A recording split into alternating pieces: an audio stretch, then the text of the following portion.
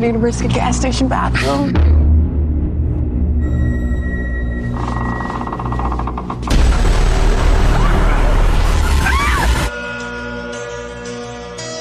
It's your last chance. I want to spend time with your family. Mummer night, it just gets weird. It's sort of like a mix of Christmas and Halloween. What relation would your father, sister-in-law be to you? Your mother. Bingo! Give your mother a big hug. You disguise yourself, tell a riddle, and people have to guess who you are. For Mummer's Night, you just let strangers walk into your house wearing masks. How do you know if you can trust someone? An enemy disguised as a friend. What am I? Someone doesn't want us to leave. Pretty girl. We just want to play. People take the scaring thing way too far. Galen? Is someone out to get us?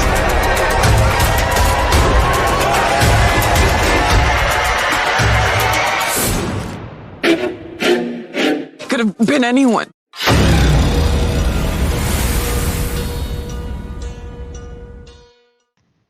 Hello, everybody, and welcome to the latest episode of Fresh Cuts. This is Mike. Joining me, as always, it's Mr. Venom. How's it going, Venom? Greetings and salutations, Nepo babies. I couldn't think of anything better for this one. Should I have gone with rich bitches? I don't know. I'm going to stick with that one before. You've used that one before, and then it's not worth trying to come up with anything. It's not worth coming up with anything original for this. No, valid. Very valid. Oh, well. Anyway, how the hell are you doing, Mike? I'm doing all right. I'm doing pretty good. It feels like springtime up here already, but that's a conversation for another time. So, also with us, it's Don and Ellie. What's up, Don? Yeah, what's going on? Always happy to be here. All right. So I'm gonna just be upfront with the listeners. We were at a severe lack of options this week, which is kind of odd. Usually when we have to turn to VOD, maybe it's just because we're still at the beginning of the year, so the releases haven't piled up yet like they probably will in another month or two. So we were kind of at a loss, like, what are we going to cover? For some reason, there's a lot of old, like 2023 movies that dropped that, like, we thought, oh, these might be options, but then we looked at like when they actually released and they aren't 2024. So we had to turn to an option we don't use too much, and that's Tubi, because for some reason Tubi doesn't have any trouble putting out these new releases. And we settled on one called Guess Who, labeled as a Tubi original, and the synopsis is as follows. A family visit turns deadly when a psychotic killer hiding behind an unusual tradition shows up with one target in mind. Synopsis-wise doesn't sound too bad, but let's see if the movie delivers behind that. So we will start with our general thoughts. Venom, what did you think of Guess Who? This is kind of an odd movie because I'm not going to say that the movie's objectively bad, but it's incredibly frustrating. This is an incredibly frustrating story with no likable characters. Like, I'm very upset with a movie like this that even the protagonist is not very likable, you know, for one reason or another. I'll get more into that in the walkthrough, but like right from the start, like this relationship just seems really weird. Like she's kind of forcing herself on her fiance's kind of Christmas vacation. You know, it's not like he invited her. She kind of, invited herself, if you will, because, yes, they were engaged and she hadn't met their family yet. And then the whole trip, like the whole road trip there, it's building this hate for these two characters because they're both so unlikable. You know, I mean, I forgot our main character's name already. Caitlin. She does come off as a very sweet person, but some of her decision making in the movie really bothers me. And again, you know, she comes from a rich family, you know, a good environment. She's not exactly used to pressure situations like this. So I guess I can give her a tiny little bit of concession. But overall, it's just, I don't know. It's after a few minutes, like literally within 15 minutes of the movie, you can kind of figure out what exactly is going on. And then as they give you more and more clues to more and more people within this community being a part of some plot that we're not, you know, privy to until the third act. But I don't know. This movie just didn't really work for me. I ended up just yelling at it more often than not. Screaming, why is no one calling the police? You know, when there's the first kind of reveal in the movie, it's like it seemed like it would be a perfect situation to just call the police and squash the entire thing right here and now. And obviously, we get, as the movie goes along, we get more revelations as to maybe why those things weren't happening earlier in the film. But it just makes the movie such a frustrating watch that first time that I literally spent about 75% of the duration of the film yelling at characters in the screen. Like, why are you doing this? Why is this happening? Where's Mama? Like, literally, there's a character named Mama in this movie who seems like she's going to be a fairly major character, and then she disappears for 40 minutes. It's like, what the fuck is going on? I just, and then once you actually get to the end of the movie and you get the whole reveal, it's just another one of those ridiculous plots that has too many places where the plot can go wrong. And at least in this situation, it does go wrong fairly badly. And so the realism is kind of there, but I don't know. Like I said, I sound cryptic as shit right now, and I understand that, but ultimately, it's not a terrible movie. It's not terribly shot. It's not terribly directed. I'm not going to say it's written very well. The story is pretty, like, the story has potential. There could have been something cool happening, but I don't know. And then the movie, for 3/4 of the movie, it feels like there's two different movies happening. It feels like there's the movie with the community kind of, you know, playing a prank on this new girl, and then there's a killer going around killing people fairly indiscriminately. You know, we do get an explanation by the end of why people were killed and, you know, blah, blah, blah, but it's just not a very satisfying explanation. So ultimately, I can't really say too many good things about this movie. It's on Tubi, so it's free. We're at a severe lack for good movies in 2024. So if you're looking for 2024 movies, I couldn't necessarily say don't watch this one, because sadly, even with all the issues I have with this movie, it's sadly one of the better movies in 2024. And this is I've said this before on previous top 10 shows where I don't like to really be a naysayer for a particular year in horror. But I got to say, my friends, I've been a podcaster for 8 years now. This is the first full month in a year that I remember going through where we didn't even get one legitimately quality film, at least something that I can, you know, and I'm sure some people like Destroy All Neighbors and some people like Night Swim and blah, blah, blah. But, you know, if you're a regular listener of the show, you know how we feel about all the 2024 movies so far. And I have to voice this now. It's like we're now 1/12 of the way through this year, and we've yet to watch a good fucking horror movie. That's concerning. That's legitimately concerning. So I'm sorry I kind of veered off the review for our movies to talk about 2024, but even someone like me who doesn't like to be a naysayer just can't avoid it. I have not seen a good movie, a good horror film in 2024 so far, and that is really, really disheartening. So I'm just going to leave it at that and say, Guess Who is, I can't even say it's an okay movie. I mean, I guess if you're 15 years old and you're just getting into horror, you might dig it. But I mean, any seasoned horror fan is probably going to see through this movie fairly quickly, like I did, within 15 to 20 minutes.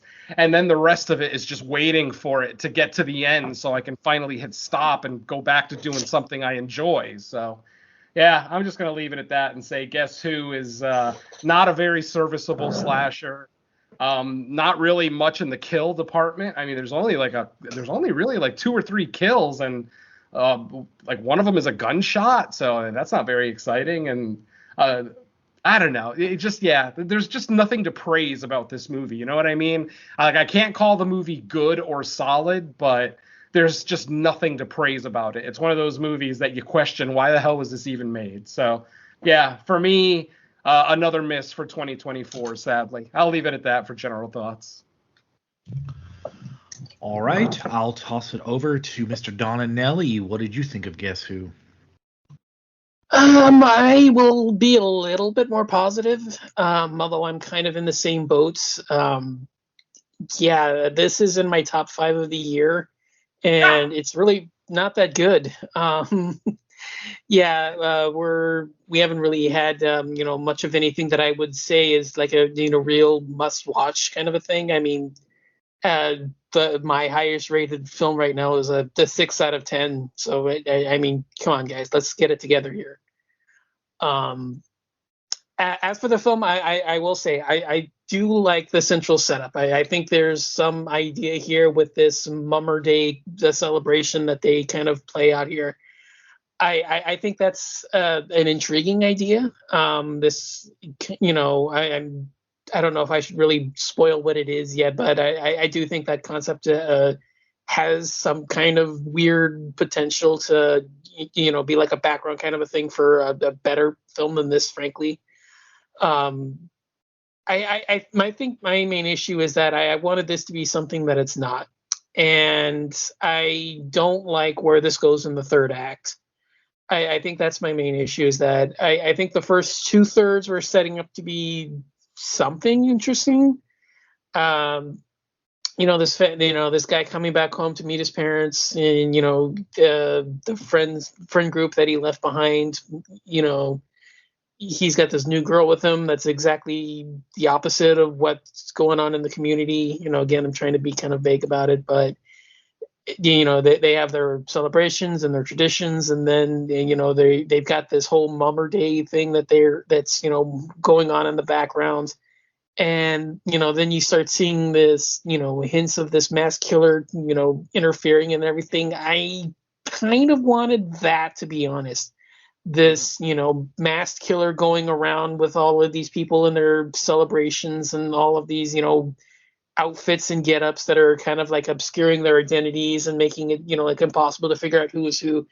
I wanted that movie. I wanted a straightforward slasher, which unfortunately the third act of this kind of takes it away from. I don't want to get yelled at for spoiling things too much, but the third act of this is just kind of it feels like it's from a different movie altogether. Like it's a twist to be a twist that doesn't necessarily need to be there. Like I understand where it's coming from, but man, I just wanted the slasher, the promise of the slasher setup that it had, and it just goes off in a different direction, and it's not where I wanted it to go, and it just kind of derails the interest and it derails the momentum.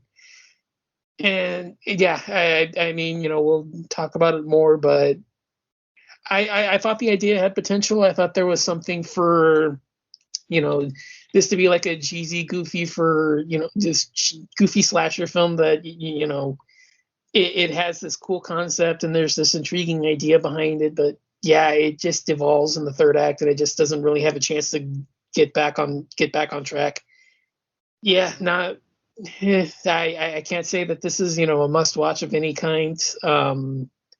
Yeah, 2024 is not looking so hot so far, right? I mean, granted, I'm only at 6 or 7, but yeah, I haven't seen anything that I would say is a must watch or really good. There's some I've tolerated more than others, but yeah, 2024 is not looking real bright so far. But I did the fear of spoiling everything. I guess that's all for me. All right.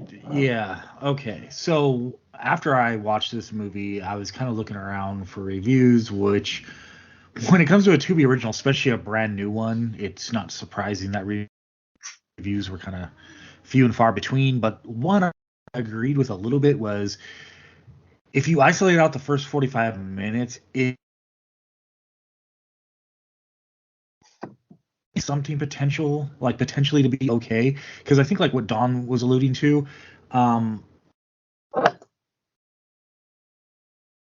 main characters setup of like going to a small town. It looks like we're gonna get like your basic fish out of water. Someone from a small town doesn't like an outsider or whatever kind of dynamic they go for, and someone's running around killing. Would have been better than like what they tried to do. Yes. So what I'll say is like that much horror. Like there's a couple maybe quasi jump scare moments, or what you would call horror. At least I was like, okay, well, we'll see what they do with this, and I think it's about 45 festival. I think at that point is like the main crossroads in the movie. Like, okay, this is either setting up something or a convoluted mess, and unfortunately, we get a convoluted mess, and the movie never really covers at all. And especially like that like the last 15 or so minutes when like all the reveals start happening, it's just like, what are you guys doing? Like, no, you shouldn't have even done this. You should have kept it basic and simple, because like me and Venom, and maybe even Dawn have said it before, there's nothing wrong with basic if you make it good. If you do it well, I don't care. Give me something basic. Give me someone in a mask running around killing people.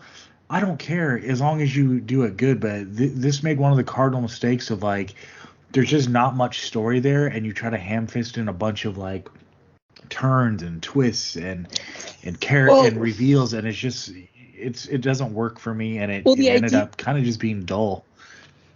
Well, there is potential here. I mean, there is the idea of the secondary storyline about the family, doing what they do, and that being the subplot of it. But the thing is that they turn that into the main plot of the film, and it undermines a lot of what had been built up, where the idea of the mass killer going around killing people should have been the main focus of it. And then I don't know if you guys realize this, I don't even remember who the killer actually is.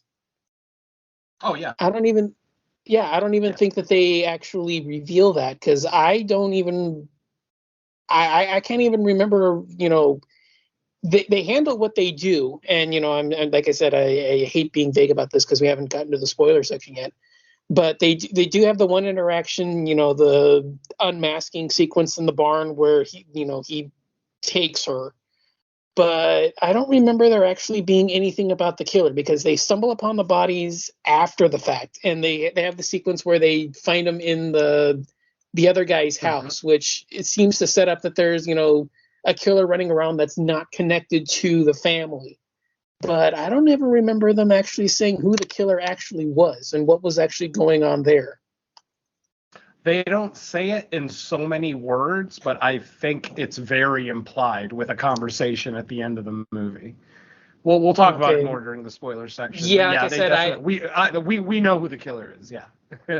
Okay, yeah. I maybe I was glancing down for notes or something, but yeah, I don't remember them actually revealing who it was. But yeah, I think the main idea is that I think the killer going around killing people really should have been the main focus of this, and not the, family antics, which, again, spoiler alert, so I'm not going to say that, but I don't like that it, turns focus away from that into the family, which I don't think is that interesting. So. Yeah, Don, you're 100% correct. I mean, they make it seem like the killer is completely separate from the family, like it's a whole another B story that has nothing to do with the first one.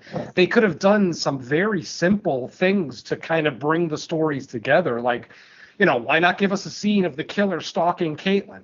Even if he had no intention of killing her, at least if we see that scene of the killer stalking Caitlin, then we can start to put the A and B stories together and be like, okay, rather than having to wait for the stupid reveal in the third act.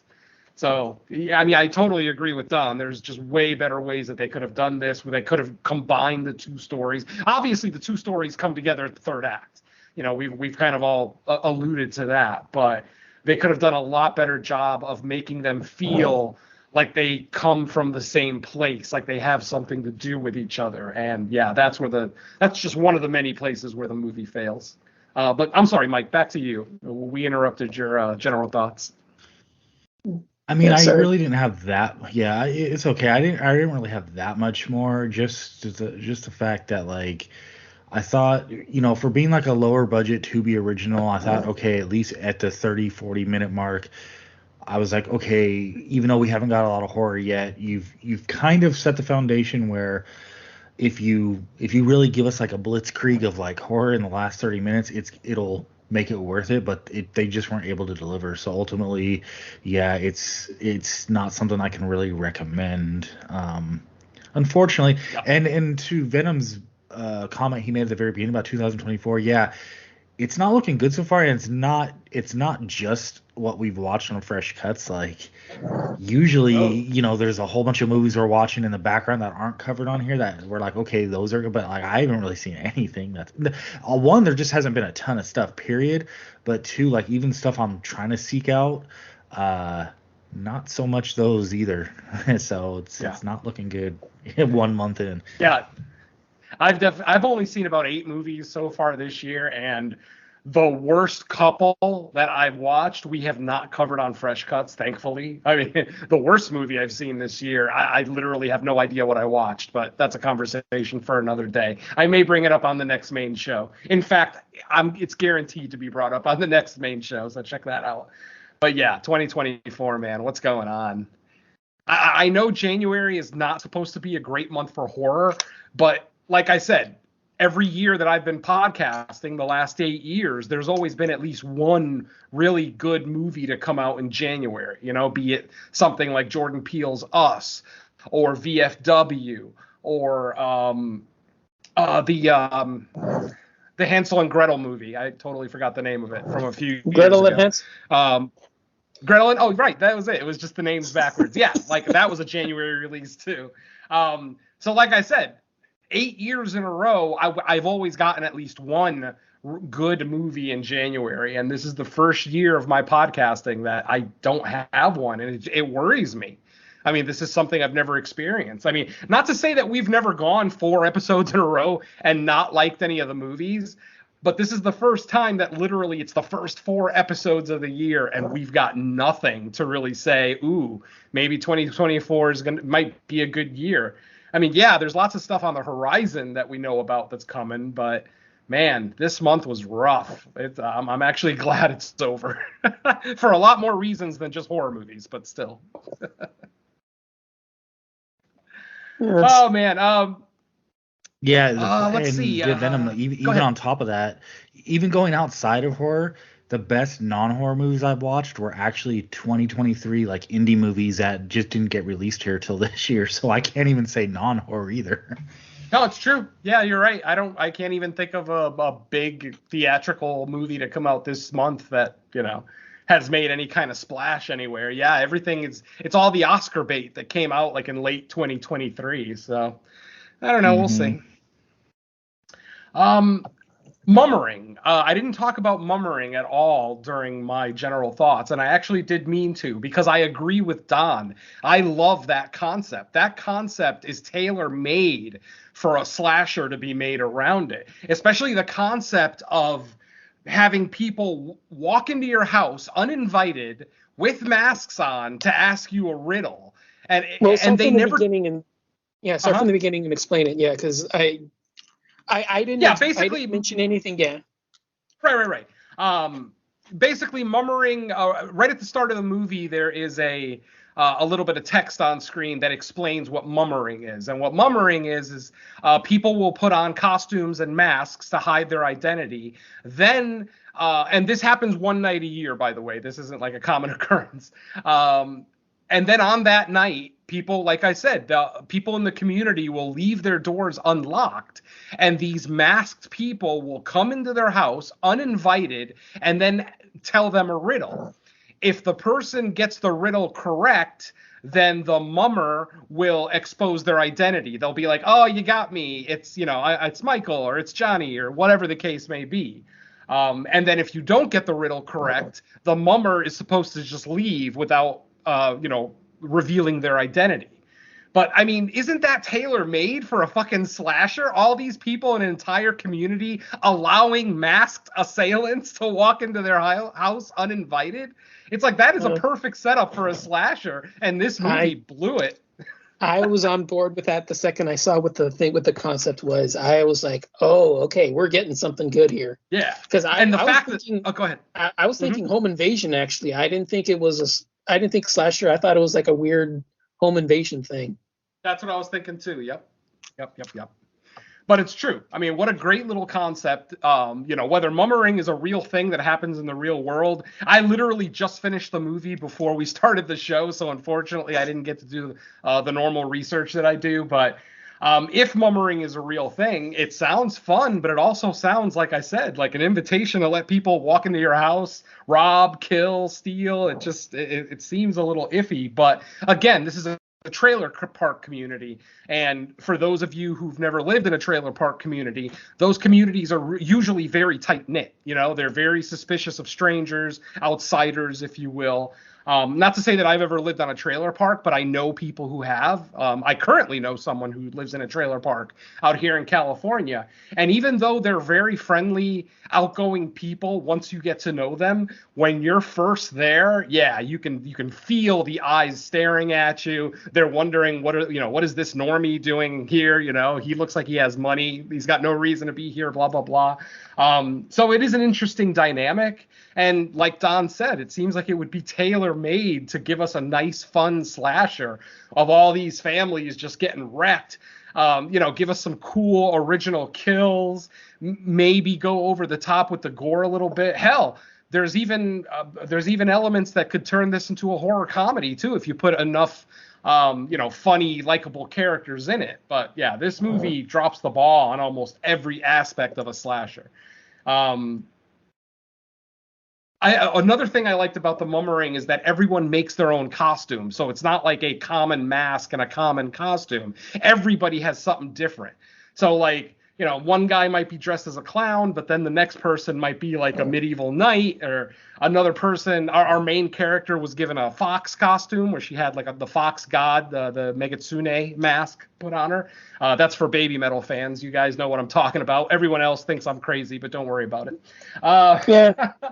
So yeah, I understand that there's a great concept here, but it's just, I've already said they dropped the ball like 3 times, but it's really like the best, phrase I can think of. There's not a whole lot to praise about this movie. There's no great acting performances. Like I said, the only character that I actually started to like early on was Mama, and she ends up, just like Mr. Jackson, last week with Founders Day. The only likable character in the whole movie still turns out to be a piece of shit. So it just kind of fucks you up. I don't know. Yeah. There's just not really a whole lot with this movie. Is there anything else you guys want to say before we get into what I imagine will be a very quick walkthrough? I'm good. Yeah. Get your running shoes on. That's all. Yeah. All right. So let's go ahead and start. As I mentioned earlier, our movie opens up with some on-screen text explaining what murmuring is, like I just explained. So this is a tradition that this particular community participates in every year. After we get the text on screen, we are introduced to Caitlin is the girl's name. I forgot the guy's name already. Michael. We're introduced to Michael and Caitlin. They are a couple. We learn early on that they are going to visit his family, and she's meeting them for the first time, and she's a little bit nervous. And already, I'm not liking this couple. Like I said, just from their conversation, it seems like she's a little bit overbearing. Like she kind of forced herself into this situation. Like he never actually invited her to come over to his house. She just kind of imposed her will. So instantly she comes off as not very likable. And then also on multiple times throughout that opening scene where they're just driving, he says, "Do you want to just turn around and go home?" It's like, why don't you listen to the person who knows what they're fucking talking about? Like, he's the one who comes from this community. He's the one who knows his family. If he's saying things like, I'm nervous and I don't know if this is going to work out and I don't think anybody's going to like you, it's like, well, why not just listen to him? Like, why do you always have to prove people wrong? Why do you have to be right? Can't you just concede, every now and again? So instantly, I'm already pissed off at these two characters. They're already unlikable. I already want to see both of them get cut in half. So anyway, we get to a gas station. They stop for gas. While there, Caitlin goes to the bathroom. In the bathroom, there turns out to be a masked assailant wearing what looks like a pillowcase with eye holes cut into it. It seems like he's attacking her in the bathroom. She's able to get away as in get outside of the bathroom. He follows her, throws her up against the wall, and then takes her gold chain. Like, it almost seems like this was a robbery. Maybe it was a robbery. Maybe he wanted to kill her and just decided to take the necklace and leave. Because as soon as Michael hears the commotion, he comes around the corner. The assailant runs off with Caitlin's necklace. She ends up punching him in the face. But of course, like I said, he's wearing a mask, so she has no idea who the guy is, blah, blah, blah. Okay, so we've already established that. And again, at this point, even after this girl is assaulted and robbed, Michael again says, let's go home. Let's just go home. Let's just turn around and forget about this. And again, she's like, no, I want to meet your family. Let's just go on with it. So, yeah, I don't feel bad for anybody in this movie. Fuck them all. Anyway. When we finally get to the community, it is a trailer park community. When they first get there, they meet a creepy guy in a Santa Claus costume. Honestly, when you're an outsider, everybody in the trailer park is creepy. No offense, I assure you, but it's just the way it is. You got a guy in a Santa Claus costume playing acoustic guitar in front of his trailer. It's got Deliverance vibes, my friends. So, yeah. Eventually, they get to the mom's house. We find out that Michael's mom is actually white. Michael and Caitlin are both black, by the way, if that hasn't, been plainly obvious. When we get there, we find out that Michael's mother is actually a white Irish woman who is very excited for the mumming or mummering that's going to be happening that night. It's like I said, the whole community gets involved and everybody's excited for it and blah, blah, blah. And as the evening goes along, Caitlin meets more and more of Michael's family. She meets his brother Bobby, it's his older brother who spent some time in jail. So he's kind of got that kind of grizzled look to him. Kind of, I hate to say gangster because that might come off as kind of racist. I don't mean to be racist, but let's just say he doesn't look like the most upstanding citizen. We are also introduced to his sister Sophia. So they're three siblings with mom. Dad, unfortunately, we find out committed suicide after the factory in town closed. Apparently, a few years earlier, there was like one factory in town that was employing most of the people in the trailer park. That factory ended up getting closed, leaving multiple people without jobs and money. And unfortunately, Michael and Sophia's father ended up committing suicide out of depression. So, we're kind of caught up on backstory now. At this point, they go to a couple of parties. There's various parties happening throughout the trailer park at different trailers. And then people that aren't having parties are, like I said, allowing people to walk in to ask them riddles. At the parties, you'll be confronted with masked people asking you questions, blah, blah, blah. And obviously with Caitlin being a rich girl who's, maybe not used to trailer park life and not used to this type of community get together, she obviously is the stranger in a strange land, the fish out of water situation. Multiple times throughout the movie, she ends up getting separated from Michael and getting scared. Like, there'll be scenes where people will stalk her, maybe not with the intention of killing her, at least we don't think so, just with the intention of, again, she's the fish out of water, she's the new meat. They even call her the fresh meat in the movie. So obviously this whole community is very aware that this woman's going to be here for Mummering Day. After getting into town and Michael, meeting with some of his friends, and Mama Goss is kind of giving them the tour of the trailer park, Mama Goss just indiscriminately buys a bag of weed off a guy, middle of the day, out in the street, nothing, like it's legal, which it probably is in that state since it's legal in so many states now. But then Caitlin notices that the guy selling them drugs has a mark on his face, like somebody had punched him. Then she looks down at his clothes and recognizes the clothes that he's wearing, and instantly she freaks out. She's like, "That's the guy! That's the guy that robbed me at the gas station." The guy obviously recognized her instantly because he's got a freaked out look on his face. She ends up grabbing his bag of drugs from him, dumping it out on the street, and finding her necklace, which actually had like a nice diamond pendant on it, so that it definitely wasn't a cheap gold necklace by any stretch. This guy's name is Warren. His buddy gets mad at him for supposedly almost fucking up the plan, so already we're starting to get an idea that this community has some kind of plot going, either against Michael or Caitlin or both. More than likely Caitlin, like I said. But after Warren gets yelled at by his buddy, who seems to be like the alpha of the pair, we find out that they're actually marijuana growers. Back at their house, they've got all these plants. They've got buds drying in the background, like hanging in the background, just plants everywhere. So obviously they're the community drug dealers. He gets yelled at a little bit more by his buddy, Warren, the one who took the necklace. His buddy ends up leaving, telling Warren, "No, you're banned from mummering night. You're going to stay right here, and you're just get fucked up. Do not leave this house, blah, blah, blah." Warren concedes and says, "Okay, I'll stay home."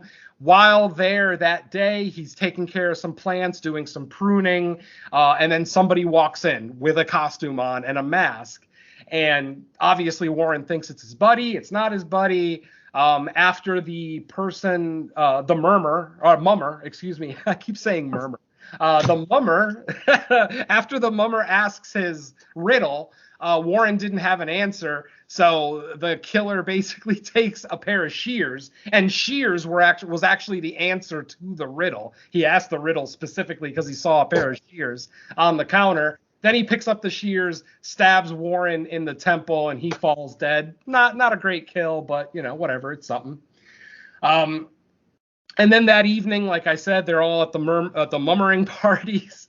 And at the party, the guy, Warren's partner, he ends up getting dispatched, again, by our same killer, who...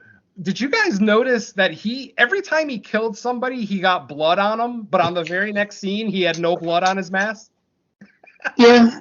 I fucking hated that. Every single kill, it's like, what, did you go home and wash your mask? What the fuck? Or do you have 8 of them lined up? Which I guess is a possibility, but goddamn, that was annoying.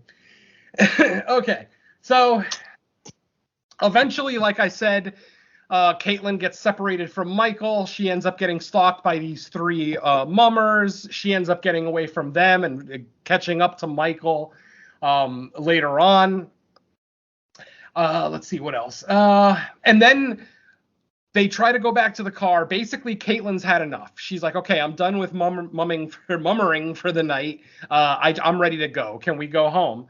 And Michael is like, yeah, let's get out of here. But when they get back to his car has been spray painted. All the windows have been spray painted. Michael tries to say that, it's just kids doing mummering night pranks. It's fairly common. But then Caitlin looks at the parking lot, and Michael's car is literally the only one that got touched. Every other car in the parking lot is spotless, immaculate. No one touched it. So... she even has the line in this scene, "I feel like this is targeted." Well, guess what? Anyway. So because they're unable to drive home that night because of the spray paint on the windshields, they decide to stay with his sister, Sophia, and her girlfriend, Taylor. And that night, after Sophia and Taylor go to bed, when they're in bed, they start talking about, I actually like this girl. I kind of feel bad for what we have to do. So, again, you're getting little pieces of information as the movie goes along, letting you know that this community is up to something. We don't know what yet, but they're up to something. Maybe not the whole community, but at least this kind of central group around Michael and his family. All right, so that night, while Michael and Caitlin are staying at Sophia and Taylor's house, Sophia and Taylor end up drugging them. They end up giving them tea to help them calm down from a night of mummering. They both end up passing out. They're drugged. Michael ends up coming to first, and Caitlin's gone. She's nowhere to be found. He doesn't know what the hell's going on, blah, blah, blah. So he starts running around the trailer park looking for her. Finally, he goes back to his brother's house. Or I'm not sure if it's his brother's house or Sophia's house, whoever's house it is. But he basically ends up going somewhere where his brother Bobby is on the phone with someone. And what we hear Bobby say is, no, I want $1 million or you're never going to see your daughter alive again. He says this in front of Michael, in plain sight of Michael. Michael has walked into the room. And then finally the guy says, look, either bring me $800,000 or we're sending your daughter back in pieces, something along those lines. Then he hangs up. So this is our first reveal of the film, that the plot that this community is doing, it is a kidnap and ransom plot. Basically, they're kidnapping Caitlin, calling her father, who is rich, as we've already established, and trying to get a ransom from him. And it's because, they live in a trailer park and they're all pissed off. At least at this point, that's what we know, that they're all just mad. And fucking hypocrites in this movie. I can't stand hypocrites in these types of movies. Everybody in this community literally talks about what a piece of shit this trailer park is and how nobody wants to be here and how hard it is to live. But then they all resent Michael for leaving. It's like Michael had the fucking ambition and initiative to get the fuck out of that town and better himself, and everyone hates him now. But yet in the same breath, they'll talk about how shitty the place is and how terrible it is to live there. So it just more reasons that this movie makes no fucking sense, or at least the characters in the movie make no fucking sense. So we've got the reveal now that it's a kidnapping plot. Michael is aware, and at this point, he's just pissed off. This is the point where I'm like, why don't you just call the cops? Like, that's a simple solution right there. Call the cops, your brother and sister get arrested, you and Caitlin get to leave, and then the night's over. Bam, done. Now, obviously, there is a reason why the police aren't called, but at this point in the movie, on first watch, you don't know what the hell it is, and it's just frustrating. I'm literally yelling at the television, why the fuck doesn't someone call the cops? Everyone is aware of the plot. Eventually, Michael finds Caitlin tied up in a garage, and there's someone there in a mummering costume kind of watching her. Michael is able to get into the garage. He basically knocks out the mummer in the mask, and then he, unties Caitlin. While he's untying Caitlin, the mummer starts to come to. You hear him kind of, murmuring, like they're just coming out of being passed out. Michael freaks the fuck out, jumps on top of the person, and starts slamming their fucking head on the ground to the point where you can hear the skull cracking, and eventually you do see a pool of blood start to develop underneath the person. Once Michael is satisfied that the mummer is dead, he gets off the person and he's catching his breath. Caitlin then gets up and pulls the mask off the person who's been holding her, and it's fucking Taylor. It's Sophia's girlfriend. And she's very obviously dead. Her skull is cracked into 1,000 pieces, so she's gone. At this point, Michael basically explains everything to Caitlin, that his brother and sister apparently are trying to, we don't see this on screen, but in the very next scene, Caitlin is aware of everything that's going on, who all the players are. She's not 100% trustful of Michael because it is Michael's family, so she's kind of weary. She's still trusting Michael for the most part, but she is kind of weary. Okay, so basically, after they get away from the garage, they end up going back to the grow house, Warren's house, where the cannabis was being grown, because he has a truck and a gun that they could potentially use and get the fuck out of town. When they get there, they can't find anything, but then they open like a closet door, and in the closet on the floor is Warren and his buddy, both of the cannabis growers, dead. Let's see. At this point, Michael is defending his brother and sister, saying, look, they're pieces of shit, but they are not murderers. Because Caitlin obviously instantly thinks, oh my God, they're not only kidnapping me, they're killing everybody around me, people who might fuck up the plan or whatever. Is that the case? Well, we'll find out in a little bit. Eventually, Sophia does catch up to them at Warren's house. They do end up finding Warren's gun and the keys to his truck. And as they're leaving, Sophia shows up with a knife in her hand. And she's crying. And she basically is saying, what the fuck? You killed Taylor. You killed my girlfriend. And, in Michael's defense, he didn't know it was Taylor when he killed her. But at the same time, they're keeping Caitlin against her will. And another reason that this movie kind of frustrates me is that, like, Bobby and Sophia, the brother and sister, Michael's brother and sister, they're so nonchalant about this plan to kidnap this girl and collect the ransom. It's like, it's almost like they didn't really put any thought into it. They just kind of came up with it maybe one Saturday during a drunken stupor, and they're like, oh yeah, fuck it, let's do it. Because again, these plots, they're not hard to get out of. They're not hard to figure out, for the cops, like, to trace a call or to, do countless other things. It's such a hollow plan, and it's borderline stupid, honestly. Okay, so at this point, Sophia has the knife and Caitlin has Warren's gun in her hand. At one point before Sophia got there, Michael asked her, do you want me to hold the gun? And she kind of went, nah, I'm good. The first fucking smart decision she made the whole movie, not to give Michael the gun.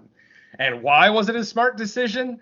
Because as we find out in this same scene, Michael was a little bit more aware of the plan than he let on.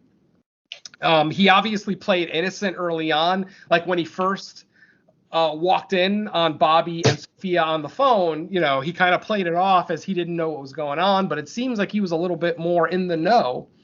And then they start talking about, well, who killed Warren and everybody else in town? Not to say that they found the bodies of, like, creepy Santa Claus or anybody else that's been killed at this point. Just the two guys that grow the weed. So Sophia basically says, oh, honey, are you really believing everything that Michael has been telling you? And then that's when we get another reveal that this is very much like a Get Out situation. If you remember Get Out, Chris Washington in that movie was targeted by his white girlfriend. Well, same thing. It turns out that Michael targeted this girl because of her money. Basically, as it turns out, Michael is just as sick of living in the trailer park, living with no money as everybody else in that town. And the reason he fucking left was to target this particular girl. Why this particular girl? We'll go over that in a little bit. But for now, it's just the understanding that she's rich. They can do the kidnap and ransom plot and potentially get some money. Because as it turns out, Mama Goss actually does have like a pile of hospital bills in her house. So obviously she has some condition. We never really find out what it is, but she's got some condition that's costing her a lot of money. So this is what Sophia and Bobby come up with, is this plan to get money. But as this conversation goes along, and Sophia looks at Caitlin and says, do you really think that my brother wouldn't kill somebody that gets in the way? And she's instantly like, well, why would Michael kill these two guys? And she's like, because they got in the way of the plan. Warren stole your necklace, which almost fucked up the entire plan, because you, any normal person would have wanted to go back home after that. But you, being the aggressive bitch that you are, continues pushing forward. And then the other guy, same thing, because he is aware that Warren took this necklace and almost fucked up the plot. Michael ends up killing him as well. So this is where we get the reveal. Michael is the killer. He's the guy that we've been seeing kill people kind of throughout the movie. He killed creepy Santa Claus. He killed the drug dealers. He's killed basically everybody that's died in this movie so far. And it's all under the guise of making sure that the kidnapping and ransom plot doesn't get fucked up. All right, so of course, there's a big face-off. Like I said, Sophia has a knife, Caitlin has a gun, and Michael is just standing there unarmed with the keys to the truck. Eventually, Sophia says something along the lines of, well, we can't keep any loose ends because obviously we're not going to get the money now. We're not going to be able to continue with the kidnapping plot, but we also can't have you talking about what we tried to do. So Sophia does eventually try to attack her. And when Caitlin pulls up the gun, Sophia instantly looks at her and laughs and says, "Oh, honey, you're not the type of person to shoot somebody in their face." Right before Caitlin shoots her in the fucking face. So yeah, there you go. Again, finally, Caitlin's waking up and making some decent fucking decisions finally. So at this point, Sophia is dead, and then Bobby shows up. The other brother, Michael and Sophia's brother. Bobby shows up. He finds his sister dead on the ground. He sees his brother with a gun in his hand, because at this point, he's taken the gun away from Caitlin. He's disarmed her.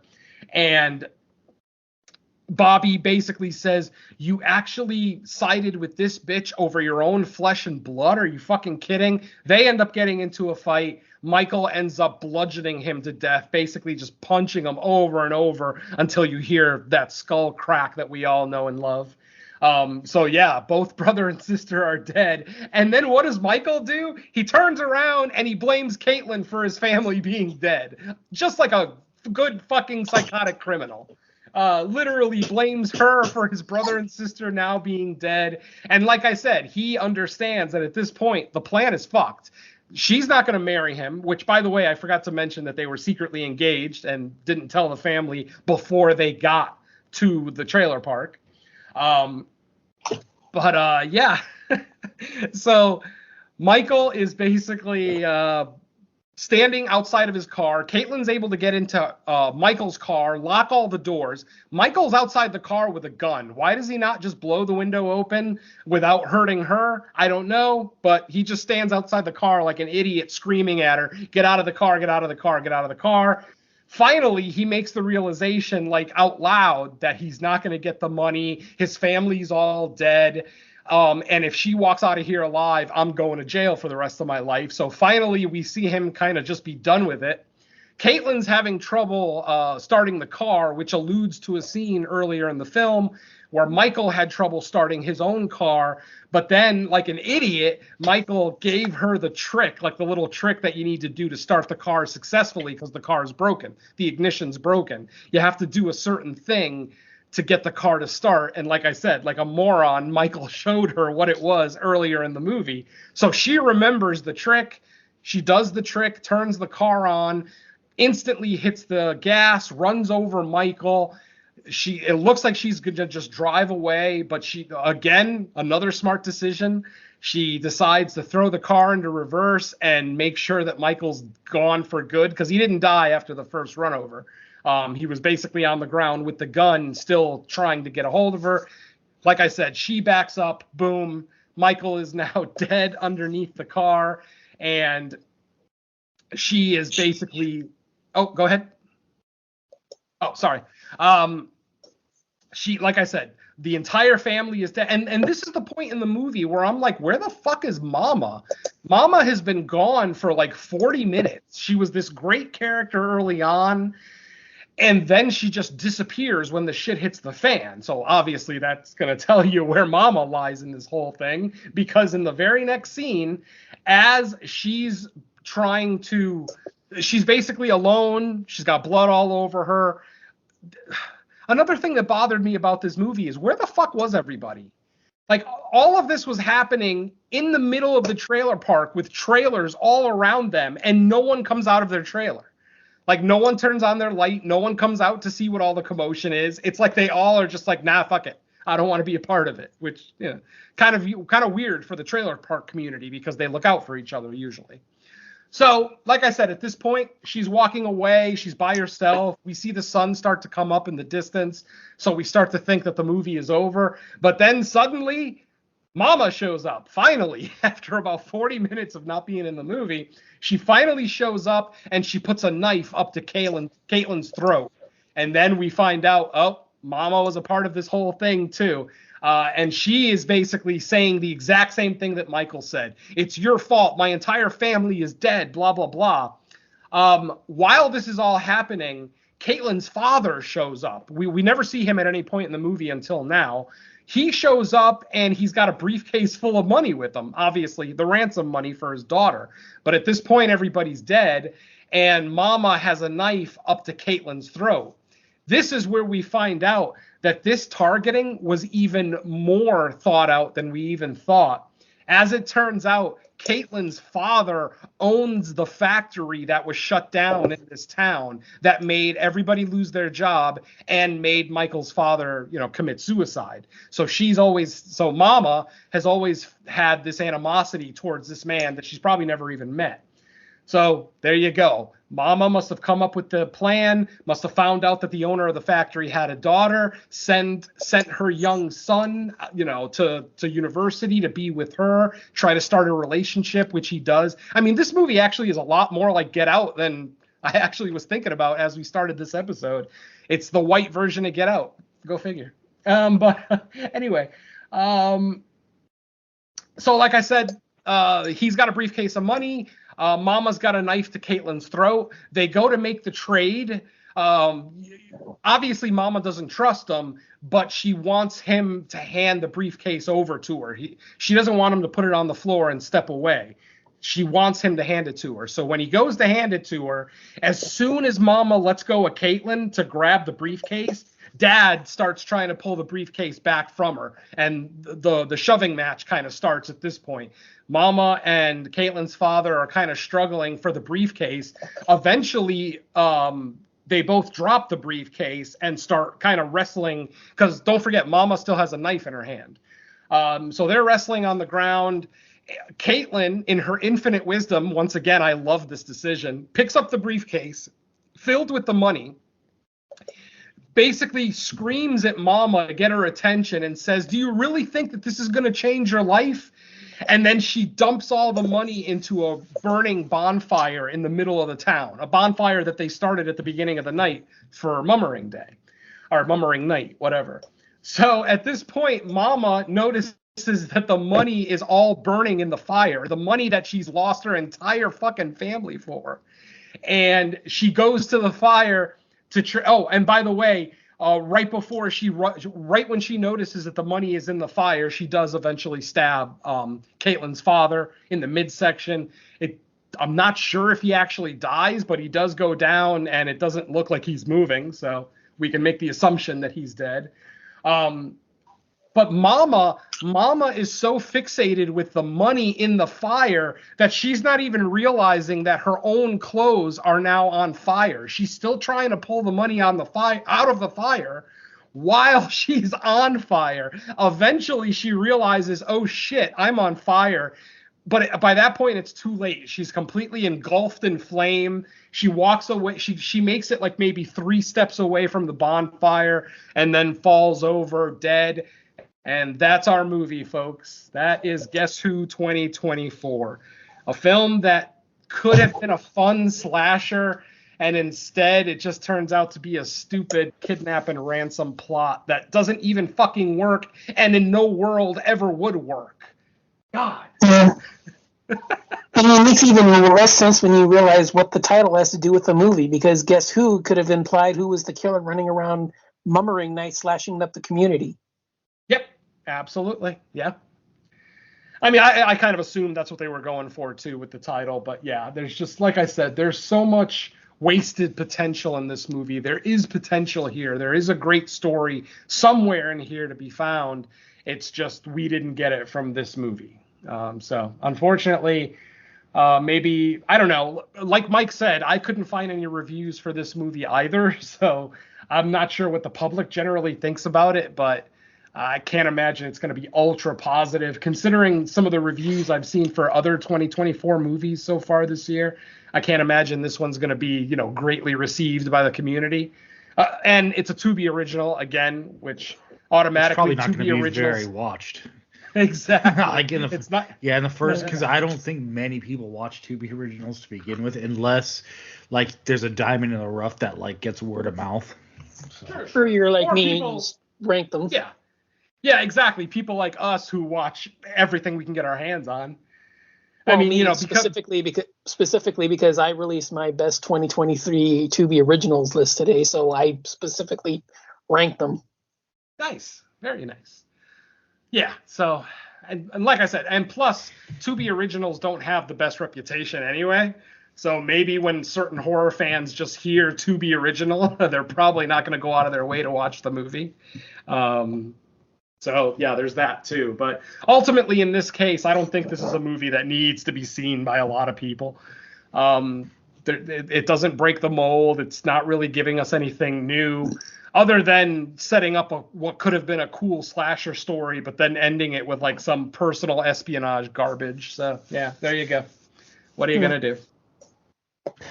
Which sucks because I like the director's previous film, that werewolf film Bloodthirsty. Never saw it. It's Good? not bad. Yeah, Nice. it's pretty decent. Yeah. Yeah, I'll check it out. All right. Well, that's going to do it for Guess Who in this episode of Fresh Cuts. But let's find out where else everyone can be heard, if there's anything new, where I do not doubt for 1 second better movies were covered and discussed. So, Venom, anything you got new? I don't know about better so much as more fun, but yes, episode 22 of No More Room in Hell presents Creature Comforts is now available. We dropped it on the site last night, so as you listen to this episode 22 of Creature Comforts will be available. And on that one, we take a look at Rawhead Rex from 1986, one of the early Clive Barker screenplays to be put on celluloid. So like I said, I don't know if it's a better movie so much as it's a more fun movie, because I don't think anybody can really say Rawhead Rex is objectively a good movie, but it does have its lovers. I am one of them, spoiler alert. So yeah, so check out that episode. It is available now. And unfortunately, the main show was postponed due to an unforeseen wedding, which is something you don't get to say often, but yeah. So hopefully, as of right now, we are scheduled to record it this weekend. So fingers crossed, barring any more unforeseen circumstances, we'll finally have the main show out and at least recorded and then out maybe sometime next week. And I won't say the movies that we're covering, but we are visiting Hammer Horror for I think the second time on the main show. So yeah, that's going to be fun. And the other great thing is our friend Don and Ellie from right here in Fresh Cuts is also going to be with us on that main show. So we are going to have the entire No More Room in Hell family together for that episode. And we have started the planning stages for episode 23 of Creature Comforts, but I'm going to keep that under my hat for now because we're not going to be recording that for, I would imagine, another 2 to 3 weeks since the Rawhead Rex episode just came out. So that's it for me, folks. Back to you. All right. What do you got, Don? Yeah, as mentioned, I've got the latest Creature Comforts with Rawhead Rex, which was a lot of fun. My trip to the main show was indeed postponed, and I'm really looking forward to it because I so rarely get to talk about Hammer, which is one of my favorite subgenres one of my favorite subgenres in total. So definitely looking forward to that. The latest episode of the Horror Countdown is available. We have a guest on that I talked to in season 2. And we looked at Scariest Smiles, which was a pretty fun one. Some off the wall and some unusual choices were brought up. Yeah, it was a pretty fun time. So go ahead and give that one a look. Only other thing I have is, again, just a couple of film guest appearances, returning the favor kind of appearances were recorded and just waiting release. So when those are out, I'll promote them. But yeah, I guess just Creature Comforts and Horror Countdown. All right. As far as I go, nothing new. Main show scheduled, like already mentioned. And yeah, working on some things, but nothing else as of yet. As far as the next episode of Fresh Cuts, I don't believe there's a theatrical release this week, unless I'm mistaken, or unless there's just independent stuff that I don't know of. I don't think so. I don't see anything on my list. Yeah, there will probably be new VOD stuff dropping this week that we can hopefully choose from. Yeah. Yeah. Yeah, because if we're going another week with nothing actually new available, it's going to be really slim pickings. So, yeah, we'll see.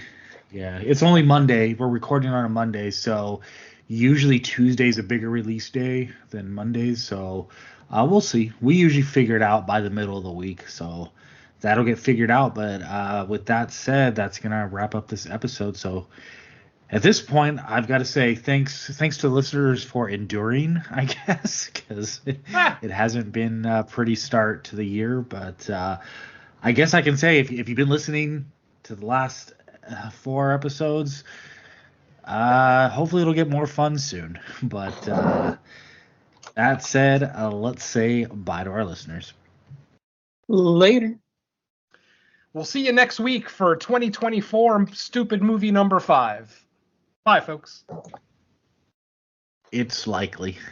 Peace.